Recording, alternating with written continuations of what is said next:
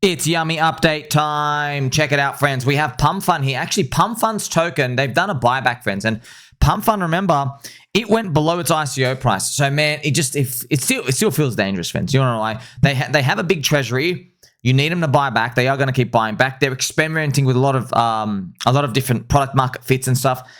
The thing is, though, okay, they're trying to get more people into the trenches. So they're catering for, it's just interesting to see what works, right? They're trying to put, because if it works, I guess Richard Hart will use it for pump tires for PulseChain. So they're basically the test net for all of us. Everybody's just a test net. So they're trying, so you can do streaming on it on PumpFun, but unfortunately, I might get through some news as well. Everything's rugging. Everything's rugging. People are making laughy joke videos about rugging. They're just like, yeah, so sad, man. Everyone's just stealing money from each other. But you need more people to keep coming in. Now, there's all these people in here. They want to gamble. They want to bet on something, but we'll see. Are more people going to come in, or maybe just going to find another way to enhance the system? Remember, there are some quirks you can do to enhance the system. Like, for example, a reputation system point. So, but then, like, what's a reputation going to be? You know, are you going to be a longer or larger account? We don't know. But that makes it, like, I guess, harder for people to take more risks when it comes to, you know, who do you buy a token from or a deployer? But then that means, does that create a black market for older accounts? Thousands of things we haven't figured out yet. But yeah, this is what PulseChain is going to look like when our proper buybacks start too. Ours might be more vertical because we have lost a lot of weekend supply in the past 2 years. Now, this is what I found extremely, this is interesting, okay? Thread guy, one of the LA Vape Cabal, he's long PumpFun, all right? But friends, it's literally, he's euphoric over this chart. It's not even up 2x. Okay, you're not up 2x. I just said 2x. You're probably, if you bought, but you from the ICO, not up 2x. He's already sold 20% of the position. Wow. He goes, I sold 20% so I can breathe. Wow, man. It's just, oh, man, it's wild. So that's just crazy, man. Like, everybody's just a trader. You see, friends, everyone's just a trader. Of course, you can buy and sell whatever you want. I'm just like, whoa, man, like, damn. But just not even up a 2x? You even considered selling? Jeez, that's wild. Check this out, friends. This is amazing as well.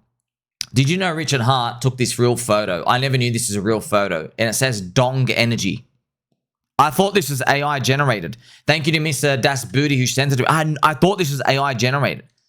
And remember Dong. Remember, friends, but obviously back then, Richard Hart was joking about his PP, his downstairs department, the DDs down there, for outrage marketing. Okay, not trans rage, outrage marketing. Okay, outrage to get more attention and stuff, more network effects and everything going on.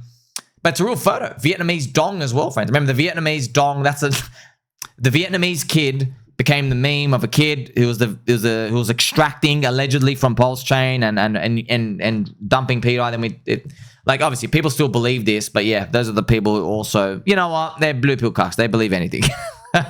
On-chain says otherwise. Okay, remember, so friends, they're the same people who think, and it's sad, you're on PulseChain. Like, you're the same people you think that this Vietnamese kid with a big fat dong minted PDI supply 2 days before launch.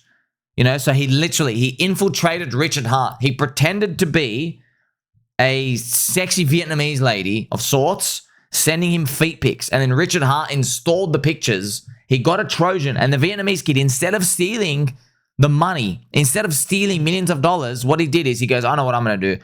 I'm going to create a 3-year conspiracy plan, and I'm going to bet on StableCoin SuperCycle. So I'm going to go and I'm going to target PDI. Because I have so much foresight, just because that's what they pretty much believe, friends. Speaking about people and believing things, I think it's time just to take you back a bit. Do you remember last year, friends? About last year, remember when Donald Trump, the planned assassin bullet came?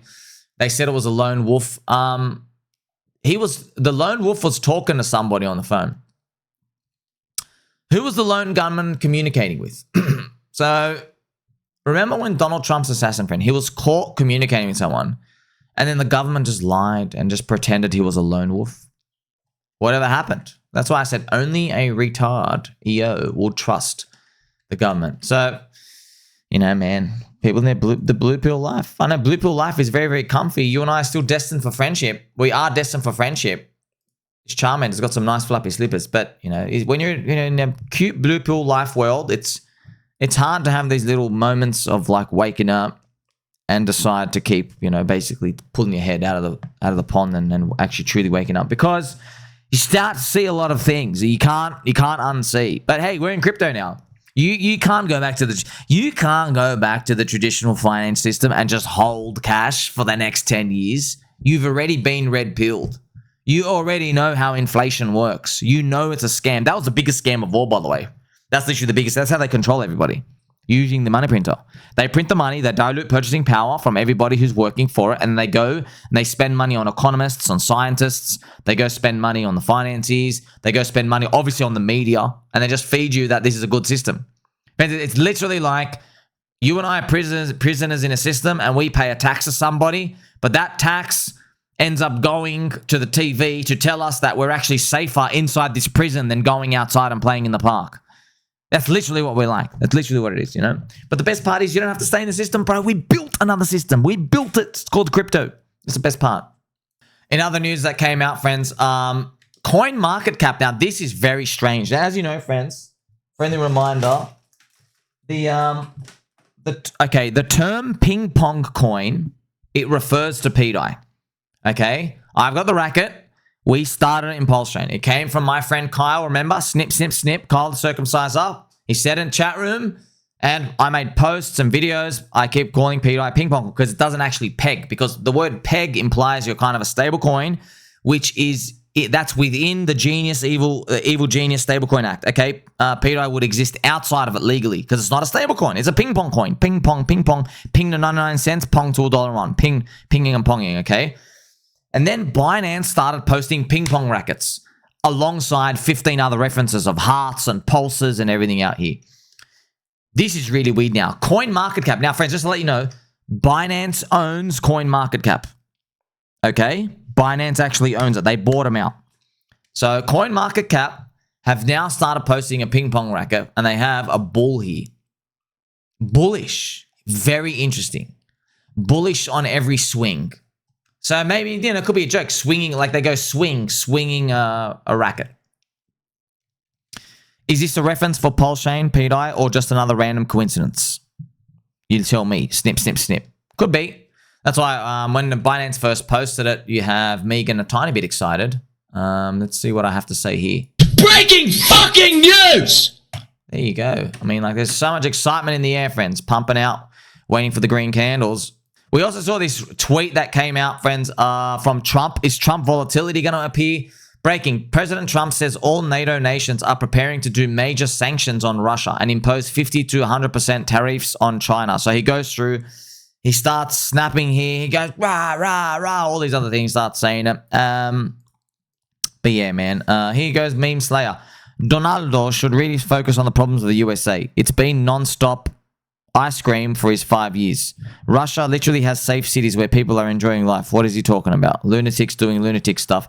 Can we just shut his mouth and get a rate cut, please, Shawnee B? Yes, sir, please. Please, for the love of God, can we please just do that? But just to let you know, friends, so what could play out in the future is the StableCoin SuperCycle. But remember, what's StableCoin SuperCycle, friends? I showed this to you in Juicy News. Let's get it again. Remember the world map, okay, friends? There's all these countries out there in the world. Obviously, my favorite is Greenland, the land of green. Man, I love to live there. So all these countries around the world, there are many, many, many countries, wherever you are, you all want to use the US dollar because your currencies are trash. Everything in South America, trash. Everything in Africa, trash. Even China, do you really trust your government? But they're kind of okay. You know, like a lot of these countries, friends, just you're getting, and Southeast Asia as well. You have like Malaysia, Indonesia, Philippines. Yeah, all these countries, friends, like this, your inflation's too high. Okay, you don't have as much of a bid on your currency as the world reserve currency, the US dollar. Okay, so the government is pretty much stealing your purchasing power to go spend and do whatever. All right, that's the Ponzi. So there's a problem there, right? When we have a stablecoin SuperCycle, everyone's going to get access to stablecoins. So you might say, oh, but that's easy. Then the governments will just make it illegal to hold the US dollar. Now there's a problem because as stablecoin SuperCycle happens, the US government is looking at all the money they can spend using everybody's stablecoin SuperCycle demand. So the US government's like, whoa, we get access to like $5 trillion of spending. Yes. So what Trump might do is he starts throwing out these tariff stuff. He goes, if you don't let our StableCoin SuperCycle applications, which is obviously, could be Facebook, could be Twitter, could be Apple, everyone's going to have their own stablecoins. All these companies, it's literally free money. It's just US dollars anyway. Because, friends, in the Evil Genius Stablecoin Act, you have to go buy US treasuries. You can't buy anything else by law. That's why they put the act in. It's restricted. You have to buy US government. It's like you have to go give them money and let them spend, right? You can't do anything else with it. That's why they put the law out, right? So how's that going to play out? We'll see. We'll see. Also, friends, just a friendly reminder as well. Not only are you my kind friends, but I made a video here. What are Somi's political views? And just to give you a nice brief summary, I have none. I don't have any political views, okay? I believe there are insiders and outsiders. You and I are outsiders. We'll never be insiders. Not powerful enough, not rich enough, not rich and or / powerful enough, don't care, okay? We're in crypto. Crypto is a peaceful solution. Crypto is non-violent, even though we want to kill each other literally every other day. Well, every day, pretty much, yeah. Okay, red candles, kill each other. But yeah, we're all outsiders. Don't care, left or right. People out there can go make themselves useful idiots, and they're always like, you know, obviously the people like trans rage on one side, and the other people are like, oh, you are some sort of Christian, white, racist stuff out here, whatever. I just thought people are going to fight, and the thing is, okay, roll it forward 10 years, I can see the future. In 10 years, you're still arguing about trans rage and white racists with each other, but you're still poor. All right? Because you wasted all your time leaving your money in the traditional financial banking system. Okay? That you got cucked. So everybody else who understands what's going on, we're in crypto, peaceful solution. We've opted in. Nobody's forced us. We know that our assets are scarce. They can't make more of them. It's more rare than the infinite money printing glitch that you have out there holding your currencies. So that's the whole game. That's what the whales do. That's what the most powerful elite do. They accumulate these scarce assets and they spend the poop currency. So, friends, think about that moving forward. And remember, friends, we know the government. You know the government's lying about everything, dude. Well, you think now on occasion number 322, they're telling me the truth. Yeah, wake up, man. Also want to show you this cute, funny picture. Ethereum must pump to $10,000. Just remember, friends, Tom Lee, crowd favorite Tom Lee, friends. Tom Lee has a prediction that Ethereum is going to about $12,000 or $13,000 by the end of the year. And here he is, Tom Lee, right now. I put a giant Ethereum logo on his forehead. There we go, man. Let's go. So, yeah, he believes $12,000 to $13,000 per year. Remember, yeah, the cycle we're running late. Are we going to, start going parabolic? Don't know yet. Let's see when it plays out. Okay, but right now, all the global liquidity cycle, everything, all the indicators are saying we're still cool. We're nowhere near hot. End of cycle stuff is, friends, is obviously the PMI's up. People are really, really optimistic. And consumer sentiment is up. All the data points are like pinging up. Housing sales and forward things, all of them are cooled off. Nothing started, man. So it's weird. It's weird because we've been running for a long time. But is it weird? No, it could be just delayed. I also want to show you this, friends. So there's a Solana maxi called Mert. Now, Mert, friends, I'll show you. Mert is interesting. He has 2 weeks ago, he's got a $2,000 Ethereum price target. If you missed it, so here is an interview with Kyle. We have Mert on the right. But why I want to show you this is I'm sure he's a nice guy. He's a nice guy. He's a code guy. Worth 100 million. That's just useful for later.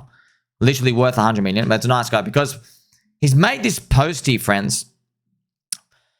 It doesn't feel like early, okay? But you be the judge, okay? You be the judge. He's made this post, it's quite lengthy. It's quite lengthy, all right? But look, I just want to, let me show you some observational. This is just quite interesting. He starts off with, a lot of random people think I'm loaded. I'm not sure where this comes from. And then he talks about him owning Solana and stuff, right? He goes, why do people think I'm loaded? And then he says, I'm not remotely close to a billionaire. You got to admit, it's funny. Like, you totally lost touch with reality now. Like, yeah, why do people think I'm loaded? I'm only worth 100 million. I'm not even a billionaire yet. Like, what? Do you like median net worth of, let's say, an American citizen? The median net worth is $192,000 of every person in America. The median. So, man, you are literally 500 times wealthier than a random person in America, the middle person. That's wild, man. And you're like, nah. You know, it's crazy. Now, why this is interesting, friends, is, see, look, you don't have to take my word for it. I don't care. Okay, maybe some of you got a bit of that trans race. Okay, we're having funny. Okay, but I can read people, man. I see this all the time. I can read. I've been this. My forehead's been everywhere. My elbows have been a lot of places. I can read people. Okay, I'm not some sort of like psychic or anything. I'm just telling you, I can read people. Okay, I can tell when something's off or right. Someone's genuine. Not 100%. There, you can still get backstab, of course, but I can sniff a lot of things out. And let me tell you something. People will humble brag in different ways, but they will brag. Okay, it just comes out differently with each person. You have, on one hand, Richard Hart. Look at my Rolex watch. You have that. And then he like turns it off and he can't be bothered doing it anymore. That's like confusing for people because he comes out, he's like, look at me. And he's like, yeah, I can't be bothered anymore. Right? Then you just have people who just like the whole brag thing consistently. You know, the laptop lifestyle, trading, you know, fake guru stuff. Like you have people like that. Then you have people, the humble bragging. They do different things differently. Like friends, I know I've met many people like you know, they've had like, you know, maybe they had enormous net worth from anywhere from like, you know, 10 million to a couple of 100 million. You never really know. Many years ago. Yeah, they won't bother spending $500 on some collared shirt to wear it. They don't care about that. But if you knew the watch they're wearing like a $120,000 watch. And it just looks like one of those old man watches. I don't even know the brand. You know, it's also, friends, you got to admit me. Like, watches have really turned into like this really homoerotic type of like, you know, celebration of dudes with each other as well. Like, also, friends, it is funny now. You know, like, you know, Ferraris and Lambos as cars. I'm just noticing this is a culture shift. I'm noticing on Twitter when people talk about Ferraris and Lambos, okay, they're associating it with being gay or like you're after dudes. They're associating it with. Now, they don't just say, oh, you gave a Ferrari, but they're saying more like when people get asked, hey, do you have a Ferrari or Lambo? A lot of people now are saying no, I'm not into dudes. Right? They're saying stuff like that more, and everybody's laughing and reacting. Like everyone knows what that means. That means like, you know, if you have a sports car of that caliber, it's not for girls because girls don't really care about that. That's what they're saying. They care more about like that's for attracting dudes. So they're making more of a joke like that. And watches are the same thing too. So people brag in different ways. Okay. Now this is very important for the psychology, friends, because at the end of crypto cycles, when you are in, let me show you this. This is why. Okay, it's all going to come together now. At the end of crypto cycles, I'm not saying it's all over anything, but look out for this. You will get this complacency, humble brag of people. Okay, you will actually get that, which is right here. Okay, right here. All right. Look, I don't know why, friends, but you know the euphoria. Okay, we're all going to be rich. The bragging, I don't know why this happens. Okay, maybe if we think about it, we can figure out why, but somewhere in here, around here, you know, like complacency, denial, somewhere around there, the brags come out. People brag differently and they brag about different things. It's not just about money. Some people will literally say, oh, it doesn't matter. I'm still up 15x on my original investment. But you're down like 80% by that point. But they go, oh, it's okay. I'm still up. You know, I'm still actually up, even though it's been really, really bad. We always say these things out here. And also during this period of time, do you want to know what gets popular on Twitter and YouTube? It's when because friends, I saw this happen in 22. It actually like confirmed my thesis. What gets popular is, I'll never forget this. You know Ryan Soy Adams from Bankless? I remember this one video. A lot of people were like so soothed by his comments in his Bankless video. He says, but this is when Ethereum crashed down to $1,000. Okay, let's take you back to a time back when Ethereum crashed down below $1,000. We can see it back in 2022, right? Everything was going down. When we were down here around here. So it was really bad, right? This is, yes, 22. This is Ethereum, right? It was down around $1,000. So what he said is, he goes, look, I know things are tough right now. And yeah, he actually said, you know what? Maybe Ethereum, he thinks, yeah, maybe we do see Ethereum at $400 or $500 and then you can load the truck. He literally said that, right? That's how I kind of knew Ethereum had bottomed out. I go, Ethereum maxis are calling for $400 with Ben Copen. Maybe that really is the bottom, right? So, but he also said, he goes, don't measure yourself from the top of this cycle. He goes, measure yourself from bottom to bottom. And he said it like one of those old gentlemen, like from bottom to bottom, friends, not from top to top. You do it one step at a time. Compare yourself to yourself from bottom to bottom. And it actually really was soothing. It really was soothing, but it reminded me of just this period of time. Now, if I remember, actually, friends, it wasn't literally the bottom, but we were like kind of in this like anxiety denial part out here. So it's kind of like just a reminder of how these things play out. Because it's kind of like saying, look, I know you're down 95%. I know you're down 90% and everything looks bad. But remember, you started with like $1,000. You know what I mean? And maybe your account ran up to 100 and now you're back down to like 15. And they're like, hey, you remember you started with 1,000 and now you got 15. Don't think about that 100K. That's pretty much what I was saying, right? And yeah, I guess it is a form of cope. We're just coping with each other all the time, right? It is a form of cope.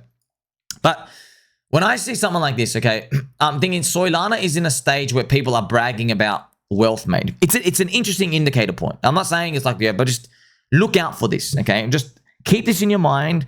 You're going to be in other tokens and communities and everything out here, and you will see this. And no one's immune from this. Everybody's immune for it. Not immune from it. Everybody does this, okay? Remember, Mert is worth $100 million, friends. He received $500,000 from one of the social influencer airdrops recently.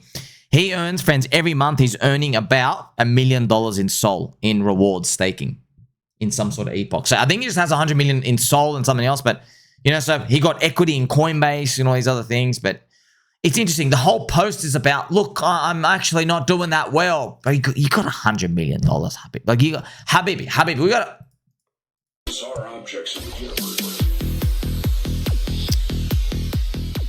I don't know, man. You let me know what you think. It's interesting, right? It's wild. It's just wild. So yeah, keep on the lookout. Keep on the lookout as we move on forward. But remember, this is after Euphoria, okay? In Euphoria, the people aren't saying, I'm rich. They're not actually saying that. They're saying, I'm going to be really rich. I'm going to be like so loaded, man. Yeah, but that's the top though. Yeah, that's the top. Because everybody always thinks there's another 3x to go. You know what I mean? The cope part of like, you know what? I've actually done pretty well. When that people start talking like that, that is that complacency, anxiety down, because that's how people rationalize it. Like, hey, you know, things aren't actually so bad. They have like it's the anxiety part because you're coming down from the cycle. You instead of feeling anxious, you can't go back to feeling happy. So you have like this basically bargaining. Your body bargains, achieves this homeostasis. This is literally the emotional cycle of humans. We're literally just trading emotions. You know that by now, trading these dopamine hits. So you've learned a lot today, friends, and that might make you very aware of where we are in the cycle as we move forward. Right now, I don't see anything like that anywhere else. Absolutely not. Like, subscribe, belly button, all. Catch you in the next one.